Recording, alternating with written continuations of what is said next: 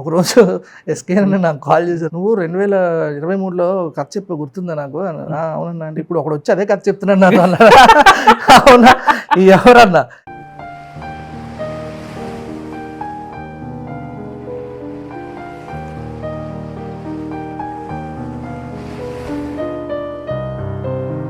రవి గారు hi sir. Hi hi అండి. So చాలా నెలల తర్వాత, ఒక 3 నెలల తర్వాత మేము డెబ్యూటాంట్ డైరీస్ చేస్తున్నాం అనమాట. అవును. సో ఈ సిరీస్లో మేము డెబ్యూ ఫిల్మ్ మేకర్స్తో మాట్లాడి వాళ్ళ జర్నీ గురించి తెలుసుకుంటాము. చెన్నై లవ్ స్టోరీ వస్తుంది మీరు ఇంకొన్ని రోజుల్లో. Let's talk to this film maker అనుకున్నాను. సో ఈరోజు కుదిరింది. ఏంటి సార్, ఏంటి మీ జర్నీ, ఏంటి, ఎక్కడ స్టార్ట్ అయింది అసలు, where are you from? I'm from Vizag, actually Vizag నుంచి. ఫస్ట్ సాఫ్ట్వేర్ జాబ్ చేసేవాడిని. ఆగండి, అంత ఫాస్ట్గా ఎందుకు? సినిమాలు చూడడం మొదలుపెట్టినప్పుడు చైల్డ్హుడ్ చిన్నప్పటి నుంచి చిరంజీవి గారి సినిమాలు అంటే, కళ్యాణ్ గారి సినిమాలు అన్నా చాలా ఇష్టం. సింగిల్ స్క్రీన్స్లో సినిమాలు చూసే నుంచి స్టార్ట్ అయింది. వైజాగ్లో ఎన్ని థియేటర్స్లో చూసేది? ఆల్ జగదాంబ, శ్రీకన్య, సంగం శరత్, మెలోడీ, అన్ని థియేటర్స్లో. ఒక చిరంజీవి గారి సినిమా అప్పుడు ఇప్పుడంటే మనకి నెంబర్ ఆఫ్ థియేటర్స్ ఎక్కువ వస్తున్నాయి, కానీ అప్పుడులో ఏంటంటే సిటీలో 2-3 థియేటర్స్ ఉండేవి. వైజాగ్లో మొదలుపెట్టి మార్నింగ్ షో టికెట్ దొరకకపోతే అక్కడి నుంచి తగరపోల్సి వెళ్ళి, ఎక్కడికి వెళ్ళి అక్కడి నుంచి తగరపోల్స, గోపాలపట్నం, అక్కడి నుంచి చివరికి ఇప్పుడు ఎక్కడో కొత్త వలస వరకు వెళ్ళి సినిమా చూసినవి కూడా ఉన్నాయి. ఎప్పుడో ఈవినింగ్ షోకి ల్యాండ్ అయ్యేవాళ్ళం అక్కడికి. మార్నింగ్ షో స్టార్ట్ అయ్యి ఒక దగ్గర ఇంకెక్కడ దొరకపోయేసరికి ఇంకెక్కడో దూరంగా వెళ్ళి అప్పుడు ఎలా ఉండేదంటే థియేటర్ మొత్తం నింపేసేవాళ్ళు, సైకిల్ టికెట్స్ ఇచ్చేవాళ్ళు అన్నమాట. సైకిల్ స్టాండ్ టికెట్స్ ఏవైతే ఉన్నాయో అవి ఇచ్చి బెంచ్లో అందరు నించోబెట్టడే. ఠాగూర్ సినిమా అయితే నేను నా ఫ్రెండ్ నాగేంద్ర అని ఇద్దరం కలిపి ఠాగూర్ సినిమా బెంచ్ మీద నించొని చూసాం మొత్తం అంతా. నించొని చూసి ఆ వేణ స్టెప్ వస్తున్నప్పుడు బెంచ్ ఒక్కసారి కొలాప్స్ అయిపోయింది, అందరం కింద పడిపోయాం. మన్మద అది కింద పడిపోయినాం. పైకి లేచిన తర్వాత ఆ నొప్పితోనే మళ్ళీ స్టెప్ వేస్తుంటే అందరూ అరిచేవాళ్ళం. సో ఆ టైప్ ఫిల్మ్ లవర్స్ అనమాట. ఫ్రెండ్ సర్కిల్ ఉండేదా? యా బీటెక్ ఫ్రెండ్ సర్కిల్ గట్టిగా ఉండేది. అందరూ మూవీ బఫ్సే. బట్ ఇక్కడికి అంటే ఇండస్ట్రీలోకి వస్తారని అయితే ఎప్పుడు అనుకోలేదు, కానీ సినిమాలు చూడడం అయితే పిచ్చిగా చూసేవాళ్ళం, కానీ ఇప్పుడు ఇండస్ట్రీలోకి వస్తారని ఆ టైంలో అసలు అసలు ఐడియా కూడా లేదు అసలు.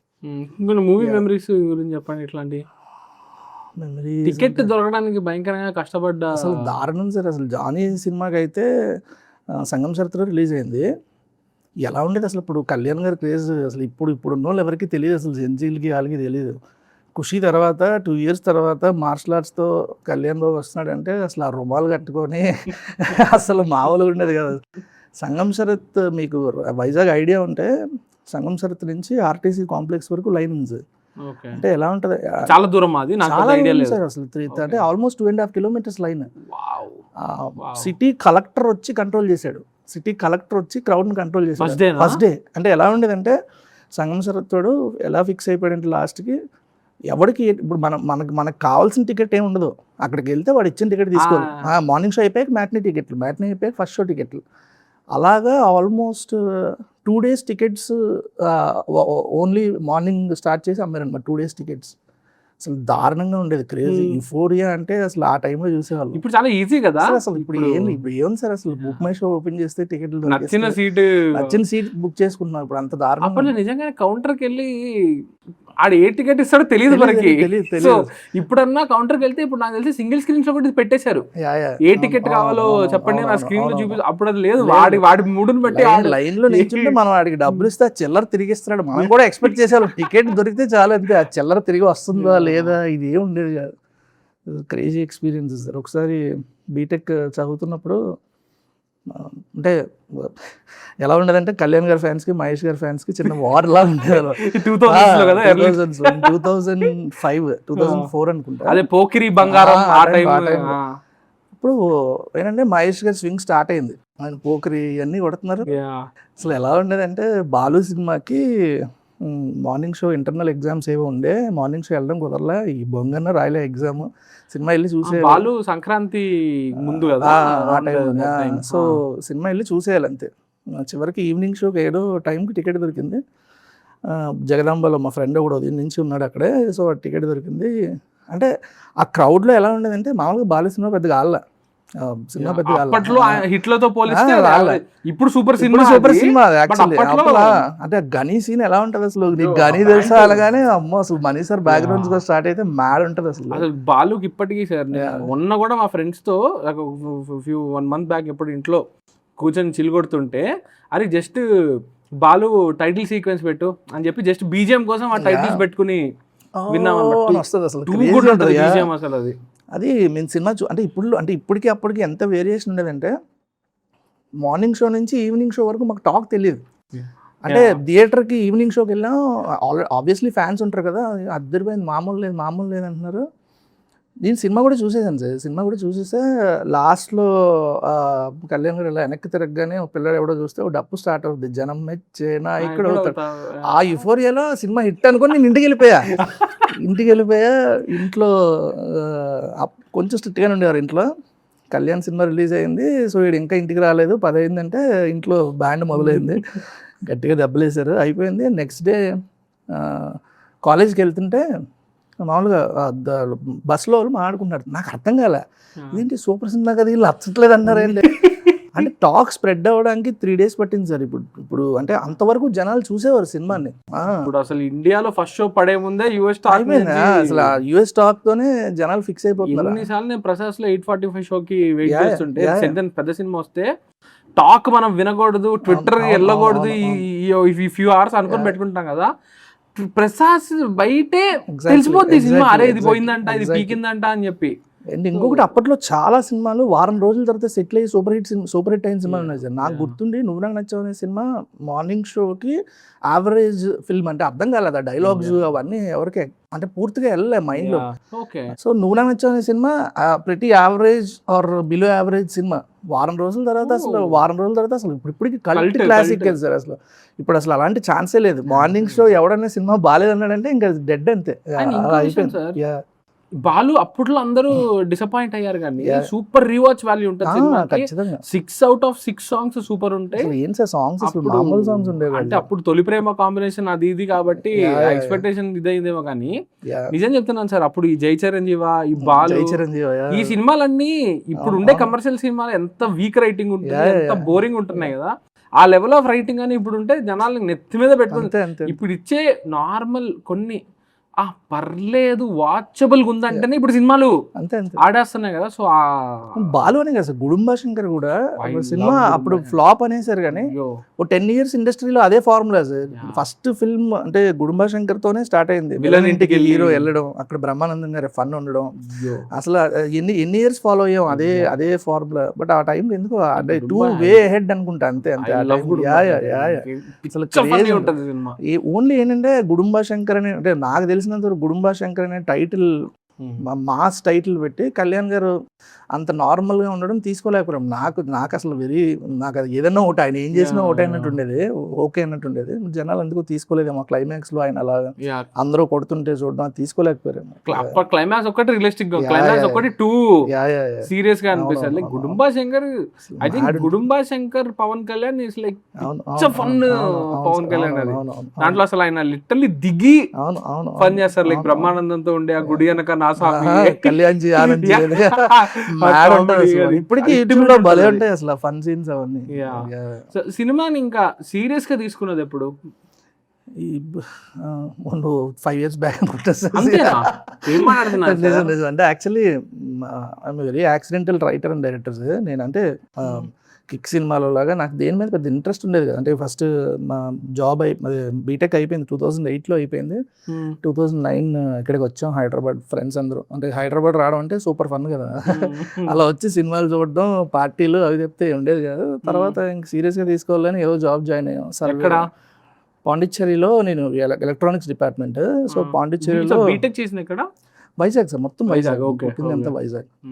సో పాండిచ్చేరిలో ఏదో షిప్ లో డ్రెడ్జర్స్ ఉంటాయి కదా, దాంట్లో సర్వేయింగ్ జాబ్ ఏదో వచ్చిందనమాట.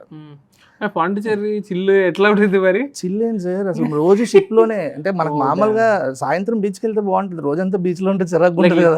Site on site. Okay. So తలుపు తెరిస్తే సీఏ ఉండేది. అసలు సీ సిక్నెస్ అంటారు కదా, అసలు దారుణం అనమాట. 1 year పోయిన తర్వాత మనం 1 year సీ మీదనే ఉన్నారా? 1 year సీ మీద ఉన్నాం. లైలా తుఫాన్ వచ్చింది, అసలు అదొక క్రేజీ స్టోరీ. చెప్పండి. లైలా తుఫాన్ వచ్చింది సార్ ఆ టైంలో. ఏంటంటే మామూలుగా షిప్లోకి డ్రెడ్జెస్లోకి వెళ్ళే వాళ్ళకి స్విమ్మింగ్ అనేది మ్యాండేటరీ, ఆబ్వియస్లీ మ్యాండేటరీ కదా. మా మావయ్య చీఫ్ ఇంజనీర్ ఆ షిప్లో. సో ఏదో రికమెండేషన్ మీద వెళ్ళాం, ఏదో ఒకటి జాబ్ అని చెప్పి. అక్కడ ఒక కోర్స్ ఏదో చేసి వెళ్ళాలి. ఆ కోర్స్లో ఖచ్చితంగా స్విమ్మింగ్ వచ్చి ఉండాలి, అవన్నీ నేర్చుకొని వెళ్ళాలి. ఆ కోర్స్లో ఏంటంటే మనం ఏదో టిక్ కొట్టేసి పంపించేశారు. వాళ్ళు టెస్ట్ గిస్ట్ ఏం పెట్టలే. ఒకరోజు మార్నింగ్ లేచేసరికి అంటే షిప్ ఎలా ఉంటుందంటే మనకు వెరీ క్లోజ్ డోర్స్లో ఉంటుంది, బయట సౌండ్ కూడా వినబడదు అనమాట. నేను మార్నింగ్ లేచి 7 o'clock కల్లా లేచి బయట ఇలా డోర్ తీస్తే డోర్ టప్పని నా మొహం మీద కొట్టింది. మళ్ళీ ఏం అర్థం కాల. బయటికి మెల్లగా వెళ్తే అసలు దారుణంగా ఉందన్నమాట.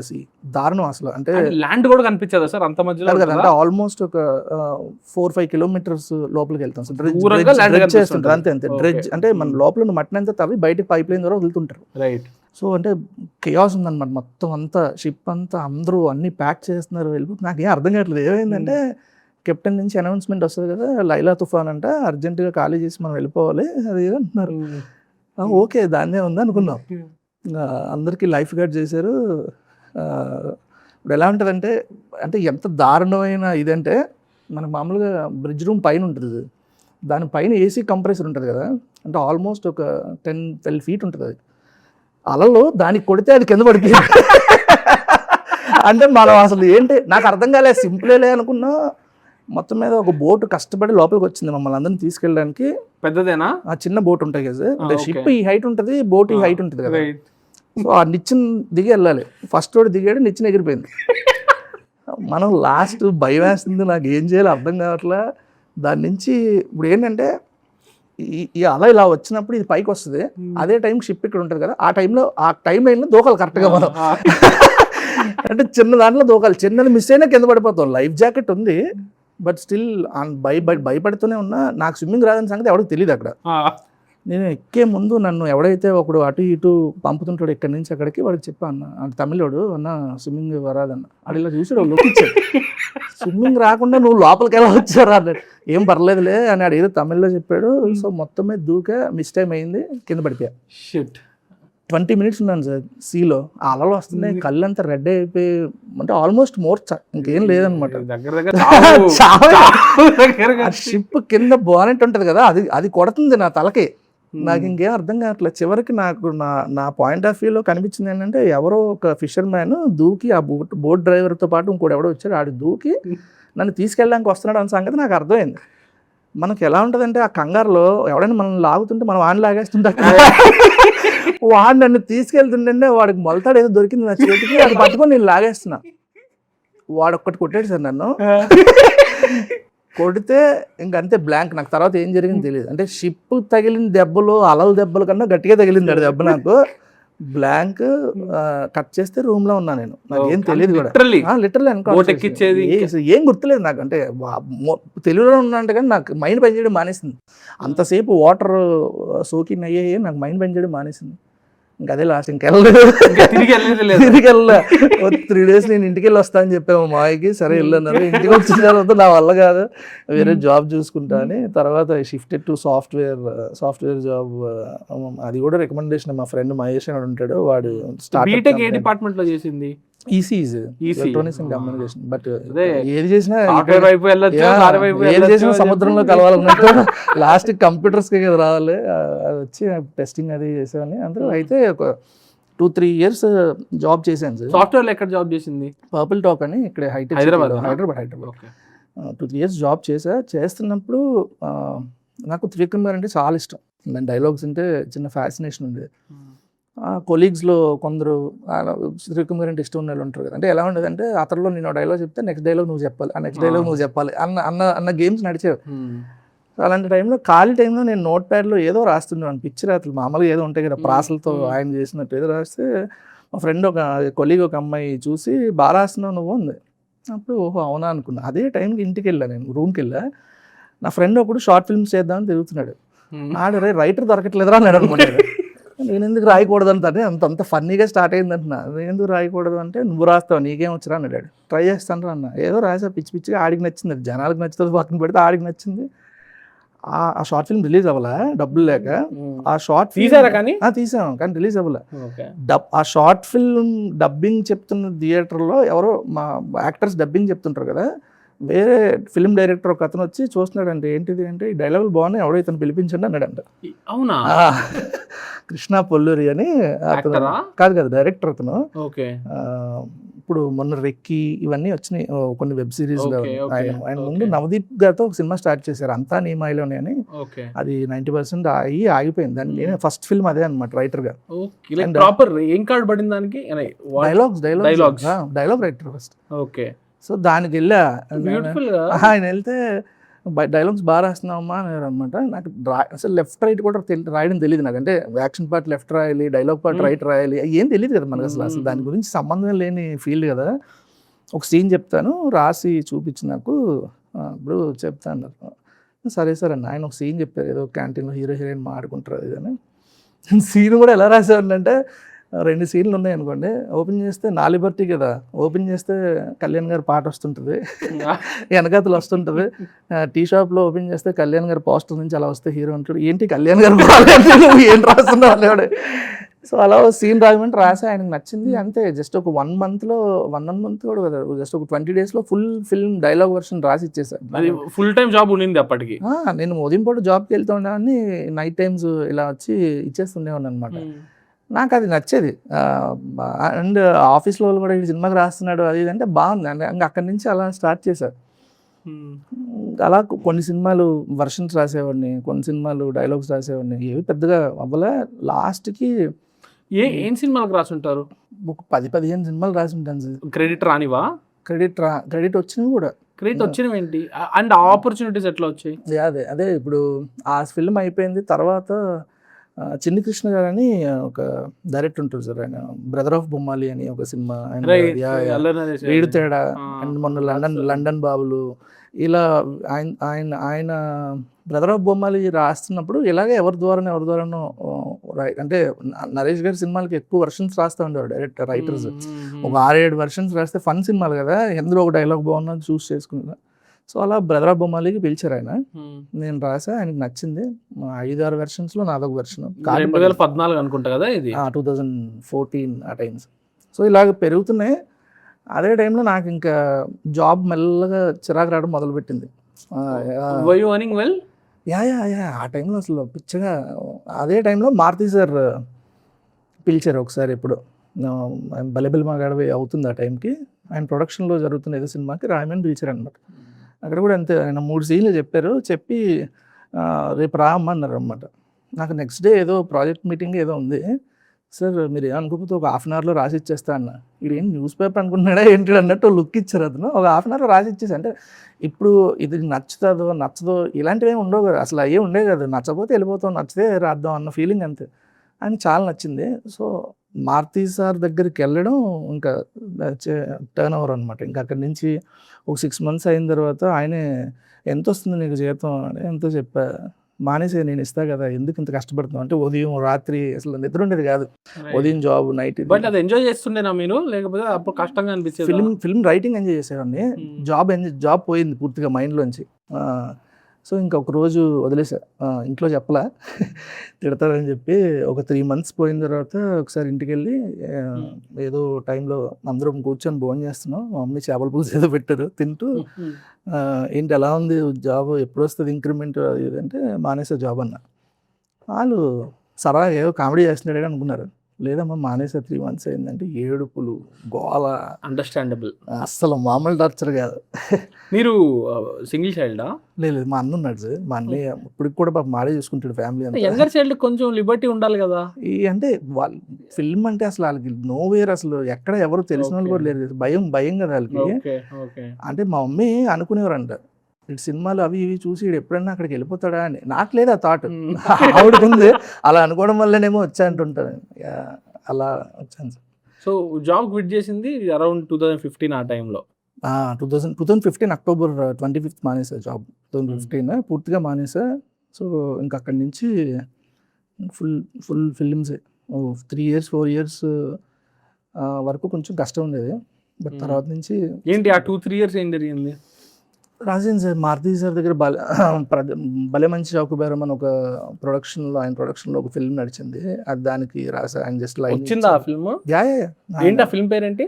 భలే మంచి చౌకబేరం అని కొత్తోళ్ళతో కేరింతాలో నూకరాజు అని ఒక అబ్బాయి అంటాడు కదా, సో తాను రాజారాజేంద్ర గారు చాలా చిన్న ఫిల్మ్ బట్ రిలీజ్ అవన్నీ నోటాతో రిలీజ్ అయింది అనుకుంటా, ఏం తెలియలేదు అసలు. 2018 సో అదొకటి. అండ్ మారుతి సార్ దగ్గర ఆయన స్టోరీ డిస్కషన్స్లో కూర్చునేవాడిని.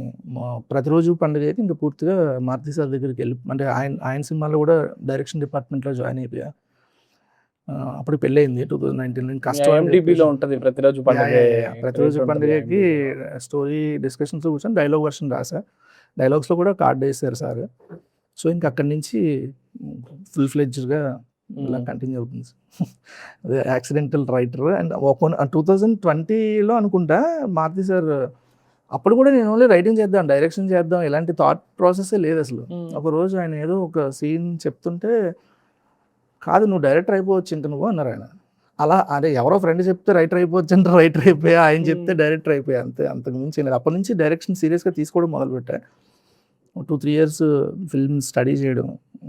సో అసలు డైరెక్షన్ డిపార్ట్మెంట్లో జాయిన్ అయిన తర్వాత సెట్ కంట్రోల్ ఎలా ఉంటుంది, సో మొత్తం అన్నీ చూసి తర్వాత 3 రోజెస్ రాశారు.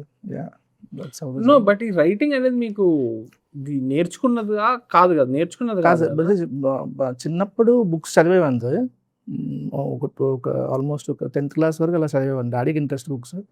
సో తర్వాత అది కూడా ఏం లేదు, బట్ ఎక్కడో నేర్చుకున్నదే సార్. అంటే చూసిన సినిమాలు, ఎక్కువ సినిమాలు చూడను కానీ చూసిన సినిమానే 10-15 సార్లు చూసి స్టడీ చేస్తా. అంటే ఎక్కడ సక్సెస్ అయ్యి ఉంటుంది, ఇది ఎక్కడ ఏ సినిమాలు ఎట్లా స్టడీ చేస్తుంటారో చెప్పండి.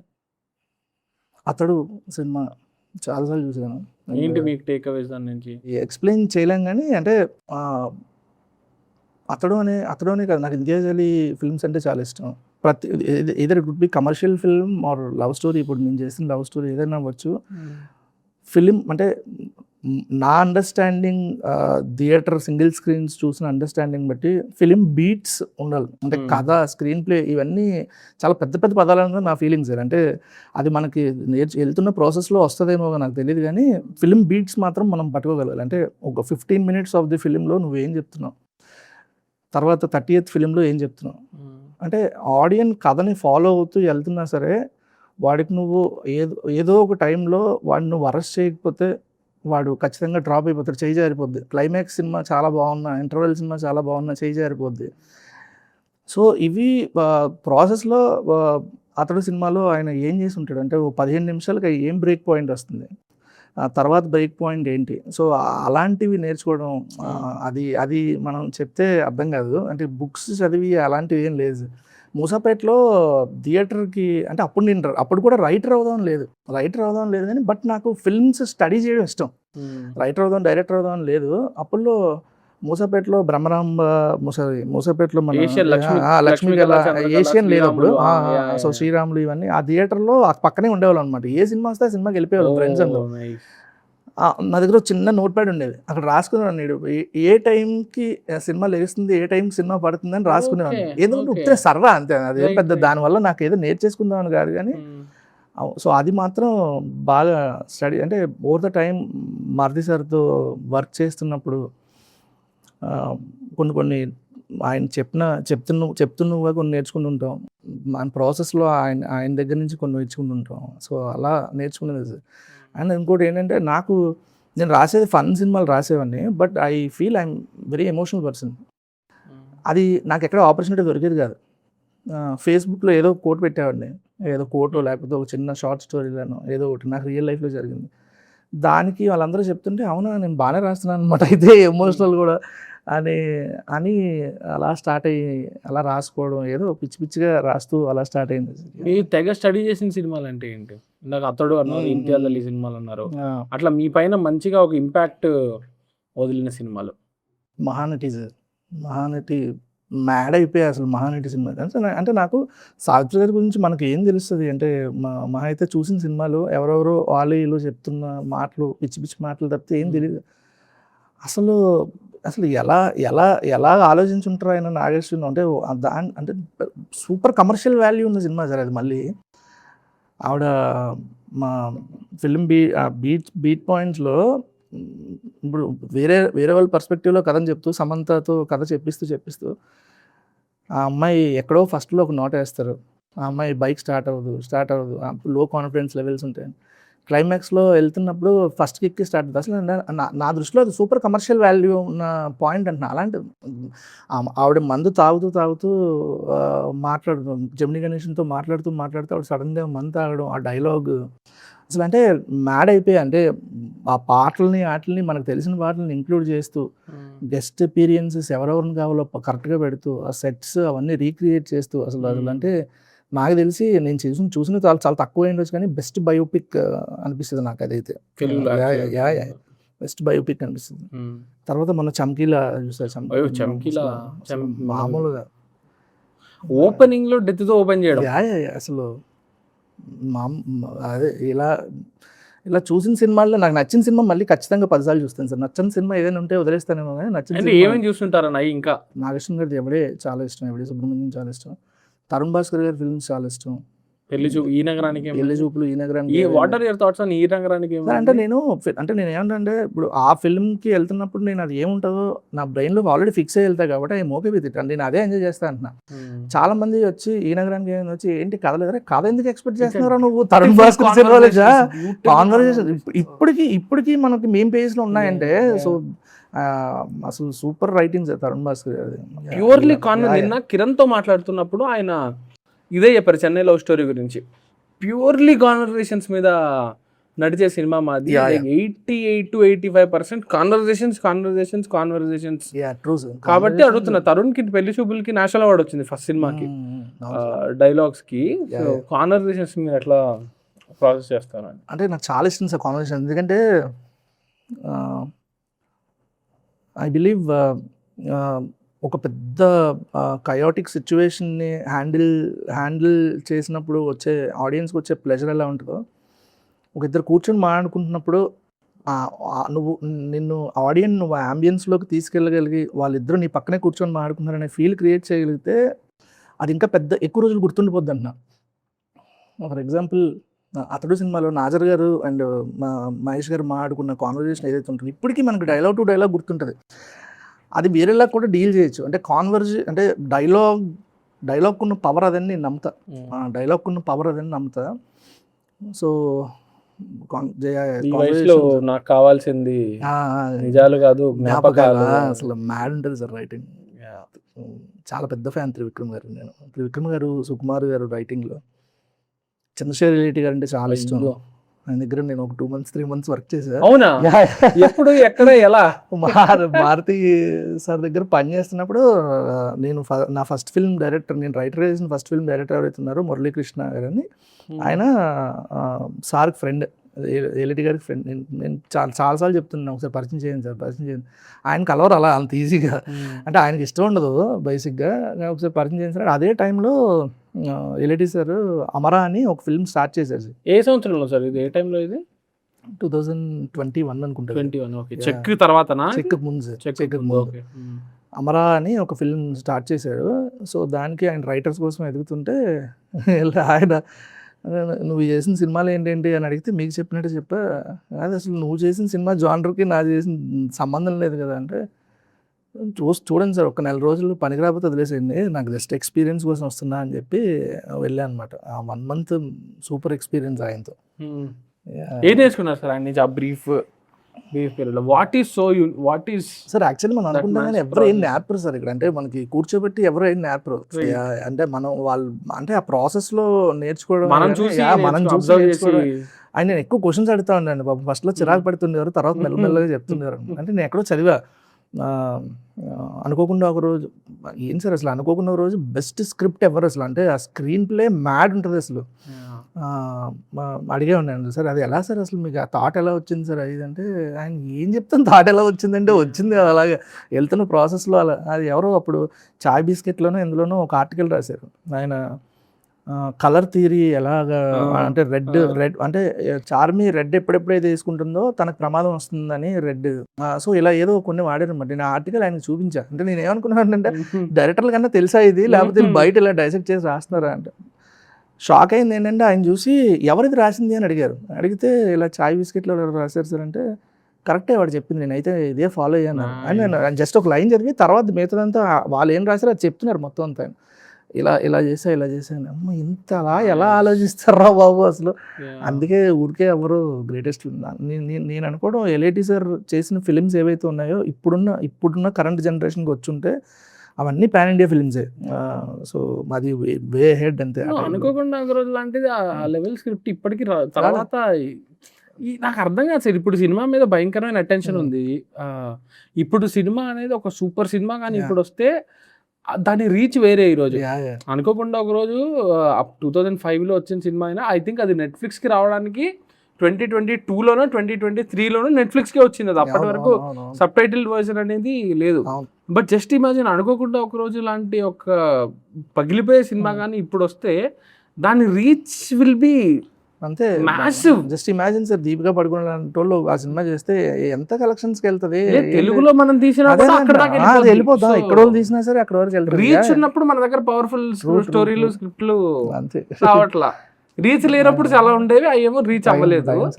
ఇప్పుడు రీచ్ ఉన్నప్పుడేమో వెయిటింగ్ సార్ ఆయన నెక్స్ట్ ఫిల్మ్ ఏం చేస్తారు అని చెప్పి. ఆయన కొంచెం లాంగ్ టైం తీసుకుంటారు సార్ బాగా. ఆయన ఎక్స్పీరియన్స్ సూపర్ ఉంటుంది సార్ ఆయనతో. అంటే మేము ఆ స్క్రిప్ట్ చేస్తున్నప్పుడు ఒక చిన్న పాయింట్ ఉంటుంది అనమాట, ఏదో ఒక బొమ్మ గురించి. అది ఒక 2 minutes ఎపిసోడ్ అనుకుంటా. అదే టైంలో ఏదో పంజాబ్ ఫిల్మ్ ఒకటి రిలీజ్ అయింది, పంజాబీ సినిమా ఒకటి రిలీజ్ అయింది. తీయటగాళ్ళం కదా నేను, నాతో పాటు ఇంకో రైటర్ ఉండేవాడు అక్కడ. ఆ ట్రైలర్ చూస్తూ ఏదో ఇందులో కూడా బొమ్మ ఎపిసోడ్ ఏదో ఉంది ఏంటి అని చెప్పి ఆయనకు కూడా చూపించాం. చూపిస్తే మనలాంటి ఎవరైనా చూస్తే రిలీజ్ అయినప్పుడు చూసుకుందాం అని వదిలేస్తాం కదా.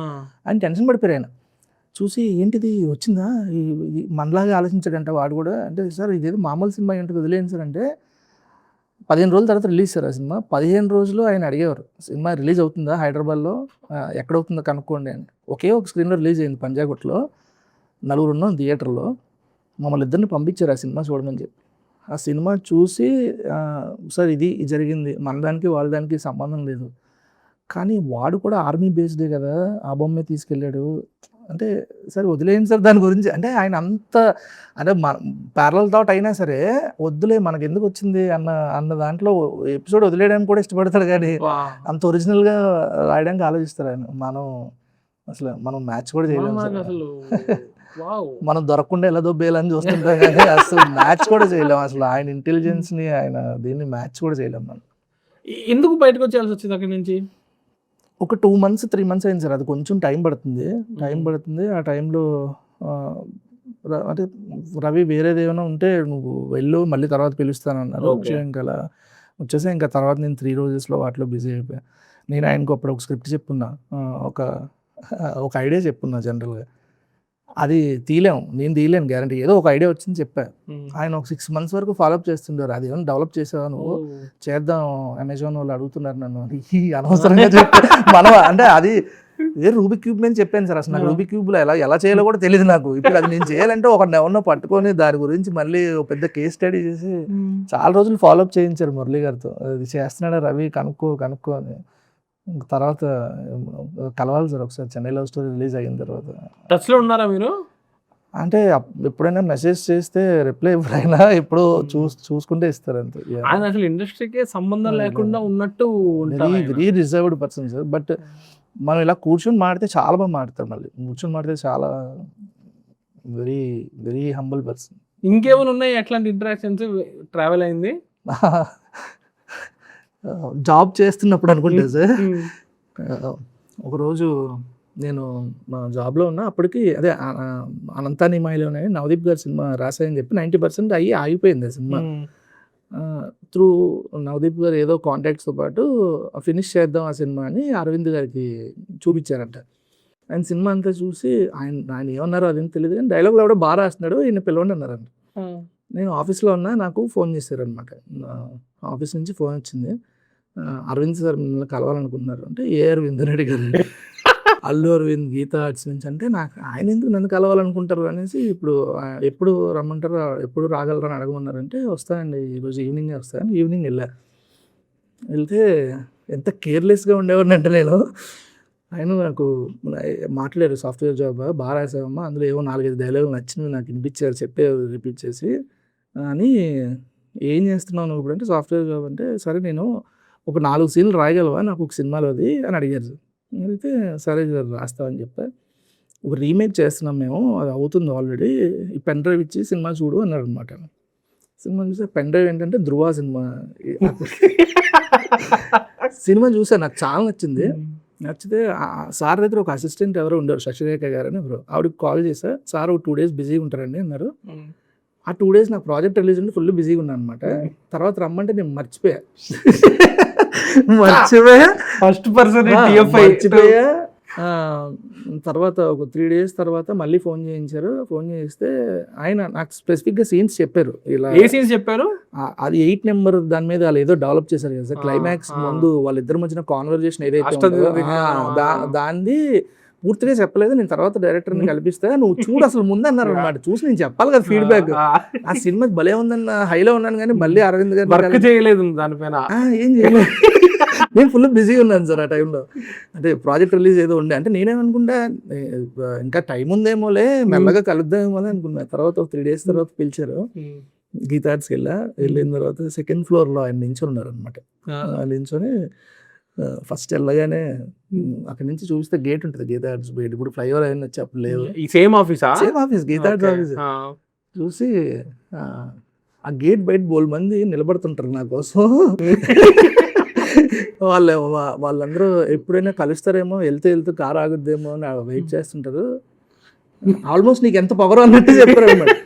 సార్ నాకు అసలు అంటే నేను వేరే పనిలో బిజీగా ఉన్నాను సార్, సారీ అది అంటే, సర్లే మళ్ళీ కలుద్దాం అని పంపించేశారు అంతే. అయితే హైలైట్ ఏంటంటే 5 years తర్వాత నేను 3 రోజెస్ నరేషన్ చెప్పడానికి వెళ్ళా ఆయన దగ్గరికి. అరవింద్ సార్ ఇంటికి వెళ్ళాను అనమాట.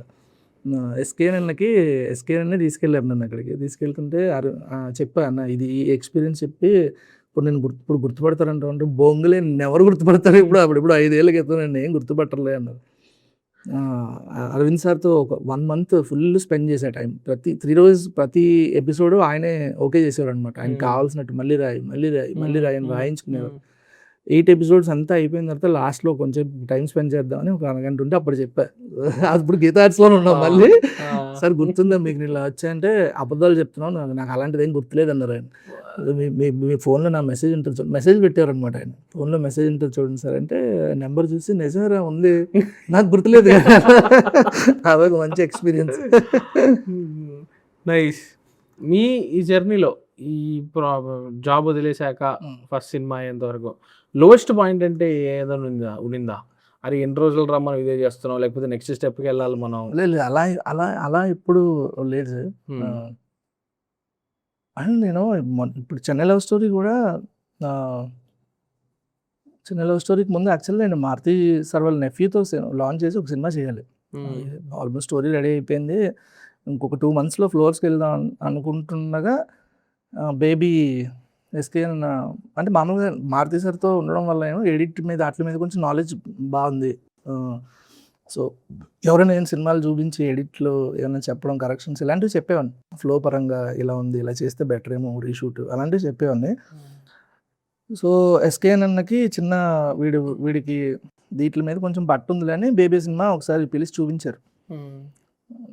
వెరీ లెంతీ 4.5 hours సినిమా ఉందన్నమాట. అప్పుడు అంటే పూర్తిగా ఎడిట్ చేయలే. చూసి లాస్ట్ 1.5 month బేబీకి వర్క్ చేశాను రాజేష్ గారితో పాటు, ఆయన హెల్ప్ చేసేవాడిని. సో ఆ ప్రాసెస్లో రాజేష్ గారికి నచ్చి, రవి నేను నెక్స్ట్ ఒక సినిమా చేద్దాం అనుకుంటున్నా చెన్నై లవ్ స్టోరీ అని, అది చేస్తావా అని అడిగితే అలా వచ్చింది. చెప్తే నాకు అర్జెన్సీ, త్వరగా డైరెక్టర్ అయిపోవాలి, అలా ఎప్పుడు లేదా? అర్జెన్సీ లేదా మీకు? లేదు అలా ఎప్పుడు ఉండేది కదా. ఎందుకంటే బట్ నేనేం ఫీల్ అవుతా అంటే, అది తప్పే, చాలా తప్పు. బట్ ఇంకొక 4 రోజులు అయితే ఇంకా మంచి ఎక్స్పీరియన్స్ వస్తుందేమో, ఇంకో సంవత్సరం అయితే ఇంకా మంచి ఎక్స్పీరియన్స్ వస్తుందేమో, అది వెరీ రాంగ్ అని తర్వాత అర్థమైంది. అది ఎప్పుడు ఉండేది. లోయెస్ట్ పాయింట్ అంటే పర్సనల్గా ఉన్నాయి కానీ ప్రొఫెషనల్గా అంత లోయెస్ట్ పాయింట్ అంటూ ఏం లేదు. ఫైనాన్షియలీ ఓకేనా మీరు ఈ హోల్ ప్రాసెస్లో? ఓకే సార్, కావాల్సినప్పుడు డబ్బులు అడిగేవాడిని మారుతి గారిని, ఎస్కేఎన్ ఆయన ఇచ్చేవారు అంతే. చెప్తే ఎప్పుడు అలా ఉండేది సార్. అంటే డబ్బులు అవసరం వచ్చినప్పుడు లేకుండా ఉండేది. మనం ప్రతిసారి కూడా వెళ్ళి వాళ్ళని అడగలేం కదా, ఉండేది. నేను ఎప్పుడో ఒకటి నమ్ముతా సార్. నాకేమనిపిస్తుంది అంటే చిన్నప్పటి నుంచి పేరెంట్స్ పోషిస్తారు, ఇండస్ట్రీకి ఎవరైనా వస్తే ఫ్రెండ్స్ పోషిస్తారని. ఎంతమంది చెప్తారు తెలుసా సార్ ఆ విషయం? నా నోట్ ప్యాడ్ ఓపెన్ చేస్తే ఇంత లిస్ట్ ఉంటుంది, ఎవడోడికి ఎంతెంత డబ్బులు ఇవ్వాలి, ఎవడోడికి ఎంతెంత అప్పులు చేసాం, ఎప్పుడు అడగడు సార్ తిరిగి. అంటే వాళ్ళకి నమ్మకమా లేకపోతే పాపం వీడికి మనం కాకపోతే ఎవడు చూసుకుంటాడా అని తెలియదు, కానీ ఎవడు ఇప్పుడు వరకు ఇచ్చిన డబ్బులు నా దగ్గర లెక్క ఉంటుంది కానీ వాళ్ళ దగ్గర లెక్క కూడా ఉండదు. అలాంటి ఫ్రెండ్స్ లైఫ్లో ఉండాలి సార్, ఖచ్చితంగా ఉండాలి. మన ఎంత పైకి ఎదుగుతామో ఎదగమో ఏం తెలియకుండా అంటే మనం అడిగినప్పుడు సర్లే తెలుసు ఇండస్ట్రీలో కష్టం ఉంటుంది కొంచెం, అంటే ఫైనాన్షియల్లీ మనకి అంత రెగ్యులర్ ఇన్కమ్ ఉండదు, రెగ్యులర్ ఇంటర్వెల్స్లో రాదు, ఇవన్నీ తెలిసి అలాంటి సపోర్ట్ ఉండే ఫ్రెండ్స్ ఉండడం. మీకెవరు ఆ ఫ్రెండ్స్? చాలా మంది సార్. నా BTech friends sir, almost BTech friends, very close. అంటే ఇండస్ట్రీలో అంత క్లోజ్ ఎవరు లేరు నాకు అసలు. కాదు, నాకు అదే డౌట్ సార్, ఇండస్ట్రీలో నిజమైన ఫ్రెండ్షిప్ చేసుకోవడం పాసిబులా? ఇప్పుడు మీకు మారుతి, ఎస్కేఎన్, సాయి రాజేష్ వాళ్ళతో ఒక రిలేషన్షిప్ ఉంది, బట్ అది పైన చూస్తాను. సో అదే అది యాక్చువల్లీ ఫ్రెండ్షిప్ కాదు, అది వర్కింగ్ ప్లస్ ఒక మెంటర్షిప్ అట్లాంటిది కదా. అది ఫ్రెండ్షిప్స్ అనేవి నిజంగానే ఇండస్ట్రీలో చేసుకోవడం కుదురుతుందా? చాలా కష్టం సార్, వెరీ లిమిటెడ్. నాకు ఇప్పుడున్న ఇండస్ట్రీలో బెస్ట్ ఫ్రెండ్స్ అంటే నాతో పాటు చీఫ్ అసోసియేట్గా చేస్తున్నాడు లక్కీ అని. తను నాకు 2014 నుంచి తను ఒక్కడే ఉన్నాడనమాట. అండ్ ఇప్పుడు నా ఎడిటర్ ఎవరైతే ఉన్నారో సంతు, తను నాకు చాలా క్లోజ్ ఫ్రెండ్. సో ఇంతే సార్, ఒక ఇద్దరు ముగ్గురు తప్పితే అంత ఫ్రెండ్షిప్ ఎందుకో.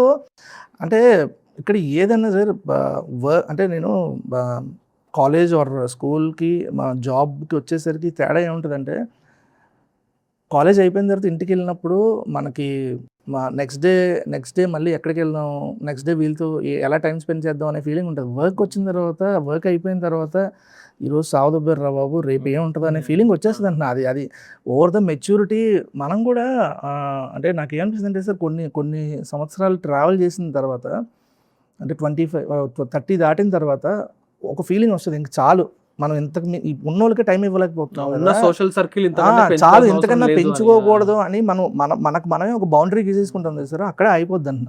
నాకు అది ఎక్కడో అనుకోకుండా ఇండస్ట్రీలో ఫ్రెండ్షిప్లు లేవా అంటే చాలా తక్కువ ఉన్నాయి, కానీ అక్కడతో ఆపేద్దామని నా బ్రెయిన్ కూడా ఫిక్స్ అయిపోయింది. సో అందువల్ల ఆపేసా. ఇది లోపలికి వచ్చేసాక మీరు ఎక్స్పీరియన్స్ చేసి ఉంటారు కదా, good side of industry, bad side of industry, ఆ రెండు ఎక్స్పీరియన్స్ చేసి ఉంటారు కదా మీరు. ఖచ్చితంగా 15 ఏళ్ళు ఉన్నాం కదా ఎక్స్పీరియన్స్. అదేంటి మీ ఎక్స్పీరియన్సెస్ నుంచి? సార్ ఆబ్వియస్లీ గుడ్ సైడ్ అంటే తక్కువే ఉంటుంది సార్, చాలా లిమిటెడ్గా ఉంటుంది. బ్యాడ్ సైడ్ ఎక్కువ ఉంటుంది. అంటే గుడ్డు కూడా కొంచెం మాట్లాడుకుందాం. ఖచ్చితంగా కొంచెం వచ్చే వాళ్ళకి హోప్ ఉండాలి కదా. హోప్ అంటే నేను ఏమన్నానంటే సార్, ఇండస్ట్రీలో ఒక మెంటర్షిప్ ఉండాలి సార్ ఖచ్చితంగా. అంటే బ్యాక్గ్రౌండ్ ఏం లేకుండా ఇప్పుడున్న సినారియోస్లో మెంటర్షిప్ లేకపోతే చాలా కష్టం.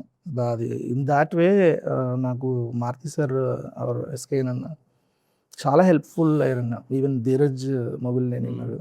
అంటే నేను మారుతి గారి దగ్గర ఉన్నప్పుడు నాకు ఏంటంటే, నాకు సర్కిల్ పెంచుకోవాలని ఉండేది కాదు. ఆయన దగ్గర ఉండేవాడిని, ఐఎమ్ వెరీ కంఫర్టబుల్ దేర్. నాకు ఆయనతో ఇప్పుడు కూడా నేను 2 months అయిపోయింది ఆయన కలిసి ఫోన్లో మాట్లాడుకుంటుంటాం. నేను ఎలా ఫీల్ అవుతా అంటే, బాగా లో అయిపోతే, లో అవ్వడం, స్ట్రెస్ అయినా ఆయన ఎక్కడుంటే అక్కడికి ఫోన్ చేసి వెళ్ళిపోయి ఒక ఆయనతో అరగంట మాట్లాడితే మొత్తం స్ట్రెస్ అంతా పోద్ది అనమాట. అసలు ఆయన ఎంత స్ట్రెస్లో ఉన్నా సరే, పాపం వీడు ఫుల్ స్ట్రెస్లో ఉంటాడు, రిలీజ్ ఉంది కదా, ఫోన్ చేస్తారు, రా అప్పుడప్పుడు వచ్చి మాట్లాడుతుండే, అట్లీస్ట్ నీకన్నా స్ట్రెస్ తగ్గుద్ది. ఇంకానా? Yeah, okay. వెరీ అంటే నేను ఆల్మోస్ట్ ఒక ఫాదర్లీ ఫిగర్లో సార్ మాది సార్ని. యా, అలా ఎస్కేఎన్ కూడా చాలా క్లోజ్, అన్న అని పిలుస్తుంటా అంతే. ఇంక వేరే ఈ ఈక్వేషన్స్ అనేవి, సినిమా అనేది ఒకటి మొదలయ్యి, మనీ అనేది ఒకటి ఇన్వాల్వ్ అయ్యి, ఆ ఒపీనియన్స్ అనేది ఒకటి వచ్చినాక, సినిమా అనేది ఒకటి మొదలయ్యాక ఆ ఈక్వేషన్ అనేది కాస్త మారుతుందా? ప్రొడ్యూసర్, డైరెక్టర్ అనేది అక్కడ కాస్త ఫ్రిక్షన్ వచ్చే ఛాన్సెస్ ఉంటాయి కదా అక్కడ. 1 month నుంచి ఎన్ని తగులయ్యాయో నాకు ఎస్కేఎన్కి. బట్ నేను మొన్న కూడా మెసేజ్ పెట్టాను సార్, అంటే నేను I can understand from their perspective also. ఎందుకంటే ఇప్పుడు చెన్నై లవ్ స్టోరీ అనే సినిమా నేను 85 daysలో తీస్తా అని చెప్పాను సార్, అన్న 75 daysలో తీయన్నాడు. నా అవ్వదన్న 85 అన్నా. అది అలా వెళ్ళి ల్యాండ్ అయ్యి 95 అయింది. మళ్ళీ కొన్ని సీన్లు నచ్చలే, మళ్ళీ రీషూట్ చేద్దాం అనుకున్నా. నాకు అనిపించినాయి కొన్ని రాజేష్ గారికి అనిపించినాయి, మళ్ళీ రీషూట్ అలా 100కి ల్యాండ్ అయింది. అంటే అంటే నేను చెప్పిన దానికంటే 15 days, ఆయన అనుకున్న దానికంటే 25 days. 25 days సబ్స్టాన్షియల్ గా కొన్ని కోట్లలోనే. అదే అంటున్నా, ఆ టైంలో టెంపర్ లూజ్ అవ్వడం అనేది వెరీ కామన్ థింగ్ అంటున్నా నేను. సో ఆ టైంకి నాకు చాలా హర్టింగ్ అనిపిస్తుంది. బట్ 1-2 days పోయిన తర్వాత మెసేజ్ పెడతా, అన్న సారీ ఏముంది ఇప్పుడు వదిలేసి సినిమా రిలీజ్ అయిన తర్వాత మాట్లాడుకుంది. అంటే ఇప్పుడు ఎలా ఉందంటే అట్లీస్ట్ కొంచెం కూర్చొని మాట్లాడుకునే స్పేస్ కూడా లేదు. ఆయన వర్క్స్లో ఆయన బిజీగా ఉన్నారు, నా వర్క్స్ నేను బిజీగా ఉన్నా. సినిమా అయ్యాక మాట్లాడుకోవాలి. ఇంకా bad side reality, bad side ఖచ్చితంగా ఉంటుంది సార్. అంటే మన ముందు ఒకటి మాట్లాడతారు, వెనక్కి వెళ్ళిన తర్వాత ఒకటి మాట్లాడతారు. అవి అక్కడ ఏ ఫీల్డ్లోనే ఉంటాయి, బట్ ఇండస్ట్రీలో మనం ఎక్కువ చూస్తుంటాం. ఎందుకంటే ఇక్కడ సక్సెసే మ్యాటర్స్. సక్సెస్ లేకుండా నువ్వు నిన్ను నమ్మి ఒకటి టేబుల్ మీద డబ్బులు పెడుతున్నప్పుడు నువ్వు పక్కన ఇంకొక కట్ట పెట్టలేకపోతే నీకు వాల్యూ ఉండదు. ఒక్కొక్కసారి ఏమవుతుందంటే అది పూర్తిగా మన చేతిలో కూడా ఉండదు. అంటే సక్సెస్ని తీసుకురావడం అనేది అది డిఫరెంట్ బాల్ గేమ్ కదా. మనం ఒకటి అనుకుంటాం, అది ఇంకోటి అవుతుంటుంది. డిఫరెంట్ పర్స్పెక్టివ్స్ వస్తూ ఉంటాయి. సో దాంట్లో కోర్స్ మారుతూ ఉంటుంది. సో ఒక్కొక్కసారి మన చేతిలో ఉండదు. సో ఆ టైంలో కొంచెం హర్టింగ్ అనిపిస్తుంది. అంటే ఎవరైనా మన గురించి బ్యాక్ బిచ్చింగ్ చేస్తున్నప్పుడు కానీ అంటే మన దగ్గర హెల్ప్ పొందిన వాళ్ళే ఎప్పుడో ఒకసారి హెల్ప్ పొందిన వాళ్ళు అది మర్చిపోయి తర్వాత మళ్ళీ బ్యాక్న వెళ్ళి వేరేలా మాడుతుంటే వెరీ హర్టింగ్ అనిపిస్తుంది. బట్ మనం ఏం చేయలేం. ఇప్పుడు అంటే ఒక 2 years బ్యాక్ అయితే అదంతా ఉండేది మైండ్లో. ఇప్పుడు బొంగుబీ లేదు అని పక్కన పెట్టేసి ఇంక ముందుకు వెళ్ళిపోవడం అంతే. అంటే నాకు ఏమనిపిస్తుంది అంటే ఇండస్ట్రీ గురించి కొన్నిసార్లు ఇంటరాక్ట్ అవుతుంటాం కదా. ఒక 10 మంది ఫ్రెండ్స్ ఉన్నారనుకోండి, 10 మంది ఏడీస్గా ఉన్నారు, 10 మంది కలిసి మంచిగా చాలా ఫ్రెండ్లీగా ఉన్నారు. ఇప్పుడు ఒక హీరోకు ఎవరికన్నా ఒక కథ చెప్పాలి, ఆ ప్రొడ్యూసర్ ఎవరో ఒక్క సినిమానే ప్రొడ్యూస్ చేయగలుగుతారు అనుకోండి. అప్పుడు ఈ 10 మంది మధ్య గొడవ వస్తుంది. బికాస్ ఈ 10 మంది ఒక్క ఆపర్చునిటీ కోసమే ఫైట్ చేస్తున్నారు. అందుకనే ఇక్కడ ఫ్రెండ్షిప్స్ ఫామ్ చేసుకోవడం కష్టం నాకు. ఎందుకంటే అందరూ fighting for the same opportunity. ఇప్పుడు మీకున్న ఒక బెస్ట్ ఫ్రెండ్ ఉన్నప్పటికీ స్ట్రగ్లింగ్ డేస్లో అతను సినిమా ల్యాండ్ చేయాలని చూస్తున్నాడు, సినిమా ఆపర్చునిటీ ల్యాండ్ చేద్దామని చూస్తున్నాడు, మీరు అదే చూస్తుంటారు. సో అట్లాంటప్పుడు మన ఫ్రెండ్సే మన కాంపిటీటర్స్ అవుతారు కదా. అదే దాటగలిగితేనే వాళ్ళు మన సైకిల్లో ఉంటారు సార్. లేకపోతే మనం వాళ్ళని కన్సిడర్ చేయం, వాళ్ళు మనం కన్సిడర్ చేయరు. అది ఇంకా తప్పదు సార్. అంటే మీరు సేమ్ ఎగ్జాంపుల్, ఒక 10 మంది సాఫ్ట్వేర్ ఒకే టీంలో ఉన్నాడు, ఒకటికే అప్రిసియేషన్ వస్తుంది, ఒకటి పైకి వెళ్తాడు. అంటే అక్కడ జస్ట్ అప్రిసియేషన్ ఇంక్రిమెంట్ సార్. వాడికి ఇంక్రిమెంట్ ఇది రాకపోయినా కూడా వాడికి ఇంకా ఉద్యోగం, సాలరీ ఉంది. ఇక్కడ సినిమా కొట్టకపోతే నీ లైఫే లేదు. So it is like literally survival. అంతే ఈరోజు 24 తర్వాత మనం ఎలా ఉంటాం నాకు తెలియదు. అంతే కదా సార్. ఇప్పుడు అది మన చేతిలో ఉండదు అంటున్నా. అంటే అది అలా పైకి తీసుకెళ్ళిపోవచ్చు, లేకపోతే అక్కడే ఉంచేయచ్చు, కింద పడేయచ్చు. ఎనీథింగ్ ఈజ్ పాసిబుల్ అన్న. స్కేరీ మన రోలర్ కోస్టర్ రైడే, ఇంకా మనం ఏం చేయలేం. అండ్ ఫిల్మ్ మేకర్స్ ఎప్పుడు కూడా నేను వాళ్ళ మెంటల్ హెల్త్ కొంచెం నేను ఆలోచిస్తుంటా. ఎందుకంటే ఇంత కష్టపడి యూపీఎస్సీ లాగా కదా సార్, మొన్న కూడా ఒక ఫిల్మ్ ఇంత కష్టపడి చేసి ఆ రోజు ఏమన్నా జరగచ్చు. మన చేతుల్లో ఏది ఉంటుంది కదా. అదే wishing the best for you and wishing the best for every one. కానీ ఇట్స్ వెరీ స్కేరీ, చాలా స్కేరీ. మెంటల్ హెల్త్ చాలా స్ట్రాంగ్గా ఉండాలి సార్. ఇది మాత్రం మీరు ఇందాక అన్నారు కాబట్టి ఆస్పైరింగ్ ఫిల్మ్ మేకర్స్ ఎవరికన్నా వచ్చినప్పుడు నువ్వు ఇక్కడ అట్లీస్ట్ ఒక 10 ఏళ్ళు నీది కాదు, 10 ఏళ్ళు నీకు రూపాయి రాకపోయినా సరే, నీకు అలాంటి ఫ్రెండ్స్ లేకపోతే ఇంట్లో డబ్బులు ఇచ్చేవాళ్ళు ఎవరైనా ఉన్నారు, 10 ఏళ్ళు నువ్వు అన్నీ వదిలేసి చేద్దాం అనుకుంటే రావాలి. కానీ ఓవర్ ద నైట్ ఇక్కడ వచ్చి 3 రోజుల్లో కథ చెప్పేద్దాం అంటే అసలు మ్యాటర్ కాదు. అంటే అప్పుడప్పుడు ఇన్స్టాగ్రామ్లో వాటిల్లో పెడతా ఉంటారు సార్ మెసేజ్లు. సో ఏదో కథ పంపించేస్తుంటారు, పంపించేసి ఎస్కేఎన్ గారికి రిఫర్ చేయండి, ధీరజ్ గారికి రిఫర్ చేయండి, సాయి రాజేష్ గారు. అలా నడవరు ఇక్కడ అసలు. ఒకటి మీద నమ్మి డబ్బులు పెట్టాలంటే ఆడిని వాళ్ళు ఎంత స్టడీ చేస్తారు, అంత ఈజీ విషయం కాదు సార్ అసలు. అంటే ఇంతకు ముందు అలా జరిగేవేమో కానీ ఇప్పుడు అసలు చాలా కష్టం. సరేండి, కథలు దొబ్బేసేది ఒకటి నడుస్తుంటది కదా ప్యారలల్ గా. ఇప్పుడు చాలా కష్టమైపోయింది సార్. ఇంతకు ముందు ఉండేదేమో కానీ ఇప్పుడు మీరు కూడా వినుంటారు ఈ మధ్యన కథలు దొబ్బేసాడు ఇలాంటివి. వింటుంటాం సార్ అప్పుడప్పుడు, అవి కొన్ని అందరికీ చెప్పకూడదు సార్ కథలు కూడా, ఖచ్చితంగా అది చెప్పాలి. ఎట్లా మరి? నేను రీసెంట్ గా ఒక పర్సన్ కలిసారు నన్ను. అట్లీస్ట్ రిజిస్టర్ చేసుకోవాలి వాళ్ళలో, ఎందులో దాంట్లో రిజిస్టర్ చేసుకోవాలి. అంటే ఆయన వచ్చి నాకేం చెప్పాడంటే, బ్రో నా దగ్గర ఒక చాలా యునిక్ స్టోరీ ఉంది, నేను సో అండ్ సో ప్రొడక్షన్లో చెప్పాలనుకుంటున్నా, కానీ నా భయం ఏంటంటే నేను వాళ్ళకి చెప్పేస్తే దీంట్లో ఉన్న యునిక్ పాయింట్ అనేది వాళ్ళు లేపేస్తారేమో అని నాకు చాలా భయంగా ఉంది. How can I ensure that నేను ఎవరికన్నా చెప్తే కూడా అది బయటకు వెళ్ళకుండా నేను ఎట్లా చేయగలుగుతానంటే నా దగ్గర ఆన్సరే లేదు. లేదు, ఉండదు. ద బెస్ట్ నేను ప్రొడక్షన్ హౌస్ రెఫర్ చేయగలుగుతానేమో, అంతవరకు చేయగలుగుతానేమో, కానీ వాళ్ళు తర్వాత ఏం చేస్తారు మనకి. ఒకరోజు ఎస్కే అని నాకు కాల్ చేశారు సడన్గా, నేను ఏదో పనిలో ఉంటే, నువ్వు 2023లో కథ చెప్ప గుర్తుందా నాకు? అవునన్నా. అంటే ఇప్పుడు ఒకడు వచ్చి అదే కథ చెప్తున్నాడు నాతో. అవునా? ఎవరంటే ఏమో పలానా పర్సన్ అతనికి ఇచ్చి నెంబర్ ఇస్తున్నా, నువ్వు మనోడు మాట్లాడుకుంటే అన్నారు అనమాట. మనోడు నేను కూర్చున్నాం. ఇప్పుడు బాబు తనకి ఫస్ట్ తనేమంటాడు, నువ్వు చెప్పు కదంటాడు, నేనేమంటా నువ్వు చెప్పు కదంటా.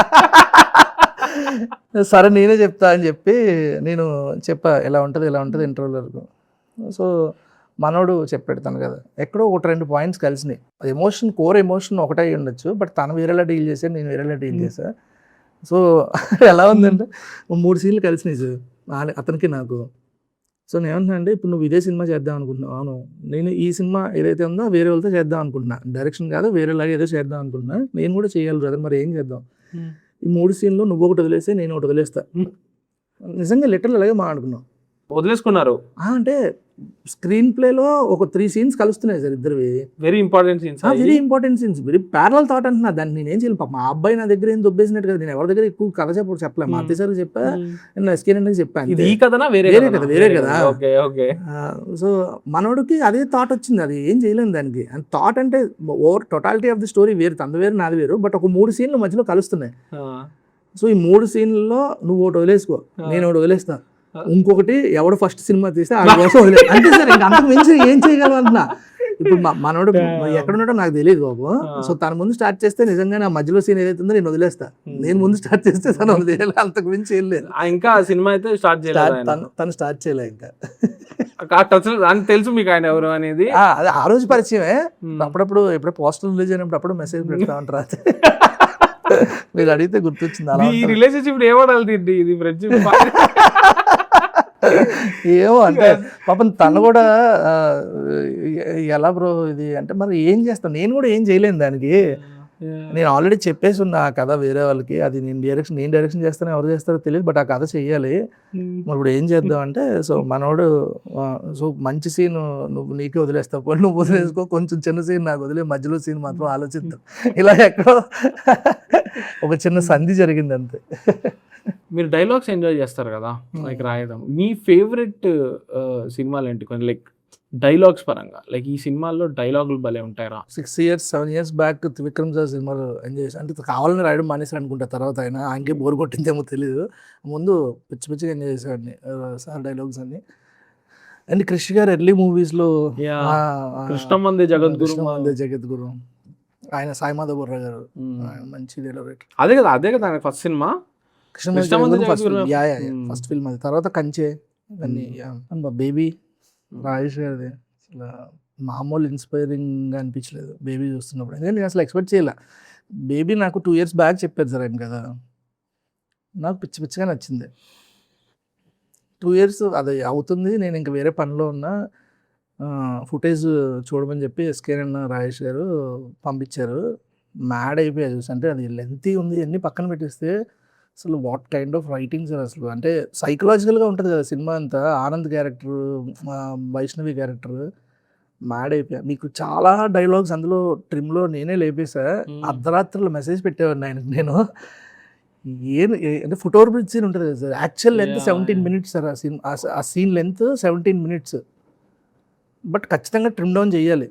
పాపం ఆయన నా వల్ల కావట్లేదు, నువ్వు చెయ్యి, నీకేమనిపిస్తుంది అని ఇస్తే అర్ధరాత్రి మెసేజ్ పెట్టా ఆయనకు నేను, బూతులు పెడుతూ ఏం రాశారు అసలు, ఇది నాకు ఏం తీయాలో అర్థం కావట్లేదు దీంట్లోంచి. చాలా అంటే మంచి డైలాగ్స్ ఉంటాయి. నాగబాబు గారు వైష్ణవి ఆడుకునే డైలాగ్స్ కానీ, బ్యూటిఫుల్ రైటింగ్ సార్. అంటే అది ఓన్లీ లెంత్ వీటి వల్ల తగ్గించాల్సి వచ్చింది కానీ సూపర్ రైటర్ ఆయన కూడా. నాకు అదే ఛాలెంజింగ్. నేను ఏమడిగా అంటే స్క్రీన్ ప్లే ఇద్దరం కూర్చొని రాసాము, డైలాగ్స్ నేనే రాసుకుంటా అన్న డైలాగ్స్. ఎందుకంటే నేను వచ్చిందే డైలాగ్ రైటర్గా, నేను డైలాగ్స్ రాసుకోకపోతే ఎలా సార్ అంటే ఆయనకు కూడా నా రైటింగ్ చాలా ఇష్టం. ఫస్ట్ బిలీవ్ చేసింది కూడా ఆయనే నన్ను. అంటే ఎమోషనల్ ఫిల్మ్ రాయలేడా అనే చిన్న డౌట్స్ ఉండే మిగతా కాంపౌండ్లో మిగతా వాళ్ళకి. లేదు రవి చాలా బాగా రాస్తాడు అని చెప్పి ఆయనే బిలీవ్ చేశారు. ఇంకా సినిమాలోకి వచ్చిన తర్వాత కథ చెప్పిన తర్వాత కిరణ్ అన్న ఆయన నా రైటింగ్ ఎంజాయ్ చేయడం మొదలుపెట్టిన తర్వాత నేను రైటర్గా ఇంకొంచెం ఎవాల్వ్ అయ్యా. అంటే ఏమో ఇంత చెప్తున్నాడు కదా, నేను నెక్స్ట్ చెప్పేది ఆందో అనేసి నేను డైరెక్షన్ డిపార్ట్మెంట్కి కూడా అసలు స్క్రిప్ట్ కూడా ఇచ్చేవాను కదా. ఎందుకంటే నా మైండ్లో తిరుగుతూ ఉండేది, నోట్ ప్యాడ్లో రాస్తా ఉన్నాను, నేను కొట్టేసి చెప్పారు ఇది. యా అంటే నేను ఆ ముందు అంటే ఇంకా లాస్ట్ కెమెరామ్యాన్కి షార్ట్ చెప్పేసినప్పుడు కూడా నేను ఇక్కడ కూర్చొని రాస్తుండేవాడిని. ఒక 5 నిమిషాలు దొరికితే బాగుండు, ఇంకో మంచి డైలాగ్ వచ్చేది. మంచి ప్రాసెస్ అది. నేను చాలా నేర్చుకున్నా, ఆ ప్రెషర్ తీసుకునేవాడిని. బట్ ఆ సీన్ డెలివర్ చేస్తున్నప్పుడు కిరణ్ అన్న అది ఎప్పుడు ఎలా ఉంటుందంటే, నేను చాలాసార్లు చెప్పాను కిరణ్ అన్నతో, మీకు చెన్నై లవ్ స్టోరీలో ఫర్ ఎగ్జాంపుల్ ఎక్కడన్నా 1-2 సీన్లు మీకు నచ్చలేదంటే దట్స్ ఓన్లీ బికాస్ ఆఫ్ మీ. నేను రైటింగ్తో తనని ఇంప్రెస్ చేయలేకపోతే అది పెర్ఫార్మెన్స్లో రాదు అతనికి. చాలామంది చెప్తుంటారు, కళ్యాణ్ గారు కూడా ఇంతే అని. ఆయనకి మనం చూస్తే నచ్చని సినిమాలు ఏవైతే ఉంటాయో అందులో ఆయన ఎగ్జైట్ చేయలేకపోతున్నారు, film maker or writer or someone. అందుకే ఆయన కిరణ్ కూడా సేమ్. కొన్ని సీన్స్ ఉంటాయి సార్, ఆయన సీన్ నేను చెప్తుంటే ఎంత ఎగ్జైట్ అయిపోతారంటే ఆ ఎగ్జైట్మెంట్ చూసి నాకే భయం వేస్తుంది. ఈ సీన్లో నిజంగా అంటే నేను ఒక అరగంటలో తీసేద్దాం అనుకుంటా ఆ సీన్. మామూలుగా నెక్స్ట్ ఇంకో సీన్ ఉండాలి కదా, అరగంటలో తీసేద్దాం అనుకుంటా. బట్ ఆయన ఎగ్జైట్మెంట్ చూసి ఈ సీన్లో ఎంత డెప్త్ ఉందా, నిజంగా దీన్ని ఇంకొంచెం బాగా తీయాలి అని చెప్పి చేసిన జోలు చాలా ఉన్నాయి. కాన్వర్జేషన్స్ ఖచ్చితంగా బాగుంటాయి. బట్ ఆ కాన్వర్జేషన్స్ అనేవి ఎంత మీకు బాగా రాయాలని ఉన్నా కూడా అదొక లైన్ దాటి వెళ్ళకూడదు కదా, ఫేక్ టెరిటరీలోకి. At the end of the day అది ఇలా ఎవరు మాట్లాడతారా ఇంత ప్యూర్ గానో, లేకపోతే మీకు చాలా బాగా ఒక లైన్ చెప్పాలని ఉంటుంది. బట్ అది క్యారెక్టర్కి ఆ కథలో అది కూర్చోవాలి కదా, న్యాచురల్ గా ఉండాలి కదా. సో అది ఎట్లా మెయింటైన్ చేశారు? అంటే నేనేమన్నానంటే సార్, చెన్నై లవ్ స్టోరీలో first 15 minutes very slow pace ఉంటుంది సార్. అంటే అది నేను క్యారెక్టర్స్ని ఇంజెక్ట్ చేస్తూ వచ్చి వన్స్ వాళ్ళు ఓపెన్ అప్ అయిన తర్వాత వారు మాట్లాడుకోవడం మొదలుపెట్టిన తర్వాత యూ లవ్ ఇట్. ఎందుకంటే ఆ ముందు వేసిన బేస్ అంత స్ట్రాంగ్గా ఉంటుంది. ఫస్ట్ 15 minutes 18 minutes ఏదైతే ఉంటుందో, సో అంటే మనకి వాళ్ళు కూర్చొని మాట్లాడుకుంటున్నప్పుడు మీరు అన్నారు చూసారా, లైన్ క్రాస్ అవ్వరు. ఎందుకంటే మనం ఆ 15 minutes ఆడ క్యారెక్టర్ స్టీవెన్ శంకర్ అనే క్యారెక్టర్ ఎలా బిహేవ్ చేస్తాడు, స్టీవెన్ శంకర్ అనేవాడు ఎంతవరకు వెళ్తాడు, ఎంత తక్కువ మాట్లాడాల్సిన చోట ఎంత తక్కువ మాట్లాడతాడు, ఎక్కువ మాట్లాడాల్సిన చోట ఎంత ఎక్కువ మాట్లాడతాడు, ఇవన్నీ బౌండరీస్ అన్నీ ముందే ఫిక్స్ చేస్తాం. కాబట్టి వాళ్ళు అక్కడ నిలబడి వారు కూర్చొని కాన్వర్జేషన్స్ చేసుకుంటున్నప్పుడు మీకు ఆ ఫీల్ రాదు. అంటే బయటికి వెళ్ళిపోతున్నారు, ఏవేగా వెళ్తున్నారు అనే ఫీల్ రాదు. Love it. మీరు సినిమా చూసిన తర్వాత మనం మాట్లాడుకున్నాం సార్. ఇది రాజేష్ గారు మీకు స్టోరీ చెప్పినప్పుడు దాన్ని అది ఏ ఫామ్లో ఉండింది? అది ఫస్ట్ ఒక 1/2 hour నాకు ఎస్కేన్కి వీళ్ళందరికీ కథ చెప్తున్నారు. తర్వాత అంటే ఎలా స్టార్ట్ అవుద్ది, మధ్యలో బీట్ పాయింట్స్ అండ్ మా ఇంటర్వెల్ అండ్ మా వెరీ బేసిక్ వెర్షన్. తర్వాత మేము ఇద్దరం కూర్చొని డెవలప్ చేస్తున్నప్పుడు ఆ డెవలపింగ్ ప్రాసెస్లో ఉన్నా. అండ్ స్క్రీన్ ప్లేలో ఆయన కొన్ని సీన్స్ డెవలప్ చేశారు, నేను కొన్ని సీన్స్ డెవలప్ చేశాను. డిస్కషన్ ఉండేది, అప్పుడప్పుడు ఉండేది, ఇది కరెక్ట్ కాదు, ఎక్కడో ఫామ్ అవ్వలేదు. బేసికలీ జస్ట్ ఒక స్కెలిటల్ లెవెల్లో ఆ టైం. సో అలా అయింది సార్ జర్నీ. రాయడానికి ఎన్ని రోజులు పట్టుంటుంది మీకు? చాలా టైం పట్టింది సార్. 1 year 1.5 years పట్టింది సార్. 1 year. ఎందుకంటే అది డెవలప్ అవుతున్న కొద్దీ అది పెరుగుతుంది, దాని లెవెల్ పెరుగుతుంది. సో చాలా టైం పట్టింది. అంటే నేను ఆయనకి ఏదైనా సీన్ అనిపిస్తే నాకు ఒక రోజు చెప్పేవారు, దాని గురించి నేను ఆలోచించేవాడిని. నాకు అనిపించినప్పుడు ఆయనకు చెప్పేవాడిని, ఆయన ఆలోచించేవారు. ఎక్కడో ఒక బ్యాలెన్స్డ్గా మధ్యలో ఒక దగ్గర ఆగి. సో అలా పట్టింది సార్. అంటే అన్లెస్ ఆయన హిందీ బేబీకి వెళ్ళినంత వరకు రెగ్యులర్ డిస్కషన్స్. ఆయన హిందీ బేబీకి వెళ్ళిన తర్వాత ఇంకా నేను రాసుకున్నా, ఆయన చెప్పేవాడిని ఇది ఇస్తున్నా. 85 days అనుకున్నది 100 ఎందుకు అయింది? ఇప్పుడు ఎందుకు లేదు సార్, ఫస్ట్ టైం డైరెక్ట్ చేస్తున్నా కాబట్టి కొన్నిసార్లు కొంచెం స్లో పేస్ లో వెళ్ళేవారా, లేకపోతే ఎందుకు ఓవర్ పర్ఫెక్షన్ కోసం తినేసిన టైం అది అంతే. ఏంటి లైక్ ఈ షార్ట్ అంటే సార్ ఒకటి అది మీకు క్లైమాక్స్ లో ఒక షాట్ ఉంటుంది సార్. ఆ షాట్ ఖచ్చితంగా సినిమా రిలీజ్ అయ్యాక ఆ షాట్ గురించి మాట్లాడుకుంటారు నేను. అది నాకు 1.5 year బ్యాక్ నా బ్రెయిన్లో ఉండింది. సో క్లైమాక్స్ తీస్తున్నాం అంటే మా కోడైరెక్టర్ ఎప్పుడు క్లైమాక్స్ షెడ్యూల్ వేస్తున్నప్పుడల్లా పుష్ చేసేవాడు. నాకు భయం ఆ షాట్ కరెక్ట్గా వస్తారు రాదు, ఎందుకంటే అది వెరీ ఎమోషనల్ సీన్. ఆ సీన్ని మళ్ళీ నేను రీషూట్ చేయమంటే యాక్టర్స్ కూడా చాలా కష్టం అది. సో పుష్ చేసేవాడిని. అంటే నేను చెప్పింది డిఓపికి అర్థమవుతుందా లేదా, కరెక్ట్గా నా బ్రెయిన్లో ఉన్నట్టే వస్తుందా రాదా అనే ఉండేది. 15 days back 20 days back climax shoot చేసాం. ఆ షాట్ ముందు వరకు సీన్ అంతా చేస్తున్నా. ఆ షాట్ ఇంకా నాకు భయం. ఆ భయం అది మనకి ఒక ఫిల్మ్ అయిపోయిన తర్వాత పోద్ది సార్. అది ఫస్ట్ ఫిల్మ్ కదా, అందులో నా జోనర్ కాదు ఇది. అంటే నేను ముందు రైటింగ్ చేసిన జోనర్ ఫిల్మ్ కాదు ఇది. సో కాన్స్టెంట్గా నేను కరెక్ట్ చేస్తున్నాను లేదా అని రీచెక్స్, నాతో నేనే రీచెక్స్, ఎవరిని అడిగేవాడిని కాదు. కానీ దానివల్ల టైం పట్టేసింది సార్. నెక్స్ట్ ఫిల్మ్కి నేను ఎస్కేనన్న కూడా అదే ప్రామిస్ చేశాను. నెక్స్ట్ ఫిల్మ్కి నీకు అస్సలు నువ్వు ఎన్ని రోజులు అడుగుతావు దానికన్నా 5 రోజులు తక్కువ చేస్తాను నేను. అంతేగాని అది అది అంటే ఫెయిల్యూర్ అనుకోవచ్చు. బట్ సినిమా రిలీజ్ అయిన తర్వాత అది మంచి అప్రిషియేషన్స్ ఆర్ రెవెన్యూ రూపంలో వస్తే అప్పుడు కానీ నాకు ఆ గిల్ట్ పోదేమో. అది ఎవరు నన్ను తిట్టరు బాబు, అది నేను ఎట్లా చూస్తానంటే ప్రొడ్యూసర్కి ఆబ్వియస్లీ ఎక్స్ట్రా మనీ అయిండొచ్చు. బట్ 75 days జనరల్గా చెప్తున్నా, ఒక సినిమా లెట్స్ ప్రొడ్యూసర్ 50 days తీద్దాం అనుకున్నా. 50 days తీసి ఒక మిడ్ ప్రోడక్ట్ ఇచ్చేదానికంటే నేను అది బిలీవ్ చేస్తాను. ఒక సీక్వెన్స్ ఉంటుంది సార్, అది ఇప్పుడు నేను అస్సలు రివీల్ చేయలేను. కానీ అది నాది డెబ్యూటెంట్ ఫిల్మ్ మేకర్ కదా, ఫైట్ మాస్టర్తో వాళ్ళతో మాట్లాడుకుని 5 days అనుకున్నాం అనమాట. అది వెళ్తే ఫస్ట్ డేనే అర్థమైపోయింది నాకు 5 days అవుతుంది, ఇది 7 days అవుద్దో 8 days అవుద్దో తెలియదు అని చెప్పి. చాలా స్ట్రాంగ్గా బిలీవ్ చేస్తున్నారు ఆ ఎపిసోడ్ ఏదైతే ఉందో మొత్తం అందరూ. అంటే ఇంక్లూడింగ్ ప్రొడ్యూసర్స్ ఎస్కే అన్న, రాజేష్ గారు, కిరణ్ అన్న, అందరూ చాలా స్ట్రాంగ్గా బిలీవ్ చేస్తున్నారు. ఎవరు నా దగ్గరికి వచ్చి పాపం అడగట్లేరు, ఇంకెన్ని రోజులు చేస్తారని అడగట్లేదు. ఎందుకంటే ఇప్పుడు నేను వాళ్ళు ఒక్కసారి అడగడం మొదలు పెడితే నేను సరే ఫాస్ట్గా చేద్దాం అనుకుంటే ఎపిసోడ్ ఎక్కడ పాడైపోద్ది అనే దీంతో ఒక సెట్ కూడా రాలే ఎస్కేనన్న. ఆ 5 days 7 days వస్తే ఈయన ఏదో అంటాను నేను, మళ్ళీ ఆడు బాధపడతాడు ఎందుకు వచ్చిందని చెప్పి రాలే. ధీరజ్ గారు వాళ్ళు ఎస్కేనన్న ఫోన్ చేసి ఏంటిది 7 అవుతుంది 8 అవుతుంది, ఎక్కడ ల్యాండ్ అవుద్ది, ఎప్పుడు ఆగుద్ది, అంటే లొకేషన్ పర్మిషన్స్ అవన్నీ ఎక్స్టెండ్ చేసుకుంటూ వెళ్ళాలి కదా సార్. బట్ ఎస్కేనన్న ఒకటే అన్నాడంట, సెకండ్ హాఫ్లో ఈ పాయింట్కి ఆడియన్స్ ఎలా హుక్ అవుతారో నాకు తెలుసు, సో నేను అన్నది వదిలేసేయండి. అదే చివరికి 9 days ల్యాండ్ అయింది సార్. 5 days అనుకున్నాం, 9 days ల్యాండ్ అయింది. సో అలా అదే నా చేతిలో లేనిదన్న. అంటే అది ఎపిసోడ్ చూసిన తర్వాత మీకు అర్థం అవుద్ది, అది టైం టేకింగ్ ప్రాసెస్. అక్కడికి వెళ్తే కానీ మాకు తెలియలేదు ఎందుకు టైం పడుతుంది అనేది. నైట్ ఎఫెక్ట్, సో ఆ లైట్స్, డిఫరెంట్ లేయర్స్, అసలు ఎవరి కంట్రోల్లో లేకుండా పోయింది. చెన్నైలో రియల్ లొకేషన్లో షూట్ చేశారు. చెన్నైలో పర్మిషన్స్ చాలా తక్కువ ఉండేది సార్. అంటే వాళ్ళు కొంచెం కష్టం అక్కడికి వెళ్ళిన ఈ మధ్య మరీ ఎక్కువ టఫ్ అయిపోయింది బాగా. లాస్ట్ ఇప్పుడు విజయ్ గారు వచ్చిన తర్వాత కొంచెం బాగానే ఉంది అంటున్నారు, కానీ ముందు దాంట్లో చాలా టఫ్ ఉండే. అంటే మేము 7 days షూట్ చేద్దామని వెళ్ళాము సార్ చెన్నై. 3 daysకి ప్యాకప్ చెప్పేసి పాండిచ్చేరి వెళ్ళిపోయాం సార్. యాక్చువల్లీ తమిళ సినిమాలన్నీ పాండిచ్చేరిలో అక్కడికి వెళ్ళే తెలిసింది సార్ ఆ విషయం. అంటే ఒక లొకేషన్ నేను వెళ్ళి ముందు లాక్ చేసేసా, అక్కడికి వెళ్ళిన తర్వాత లాస్ట్ మినిట్లో ఇవ్వనంటున్నారు. అరే మేము అన్నీ ప్లాన్ చేసుకున్నాం, దానికి ఆర్ట్ వర్క్ ప్లాన్ చేసుకున్నాం. అంటే అక్కడ మేనేజర్స్ చెప్పింది ఏంటంటే, ఒరే ఎక్కడ ఉన్న సినిమాలో మేము పాండిచ్చేరి వెళ్ళి తీసుకున్నాం, పాండిచ్చేరి ఇంకో పక్కన త్రివేంద్రం ఏదో ఉంది అక్కడ, అటుపక్క వెళ్ళి తీసుకున్నాం, మీరు ఇక్కడికి వచ్చి తీస్తారంటే ఎలా అవుద్ది అంటే 3 days ఓన్లీ రోడ్ల మీద వాటి వరకు తీసాం. సో మిగతావన్నీ పాండిచ్చేరిలో మ్యాచ్ చేసాం. అండ్ చెన్నైలో ఉండే ఒక సెట్ చీరాల్లో వేసాం.